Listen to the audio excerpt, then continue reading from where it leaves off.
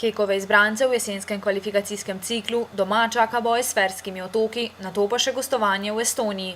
Fantje si obetajo polni izkupiček točk. Pričakovanja so absolutno maksimalna, se pravi, gremo na zmago in to je naš cilj. Proti Ferskim otokom prvo tekmo, sigurno cilj je 3 točke in mi se moramo dobro pripraviti tudi za to tekmo, nobena tekma ni lahka. Ferci so v dosedanjih kvalifikacijah vse tekme izgubili, njihova razlika v golih je kar 10 prejetih in en dan gol.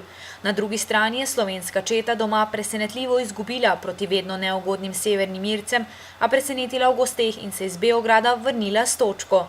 Tokratni nasprotnik je vsaj na papirju bistveno lažji. Oni pričakujejo, da boš ti 3-4-0 že na polčasu vodo, ampak ni tako lahko, oni se borijo sploh, dokler jim ne daš prvega gola z vsemi močmi. Reprezentanca se je že včeraj zbrala na Ptuju, kot zadnja sta se ji danes priključila Matavž in Pečnik. Sedaj fantje potrebujejo miselni preskok iz klubskega nogometa in vse moči usmeriti v petkovo zmago. Imamo en teden na razpolago, da se zelo dobro pripravimo, da priklopimo iz klubov na reprezentanco, kar bomo tudi v najhitrejšem času storili. Vsi moramo dati v sebe 100%, drugače bo zelo težko.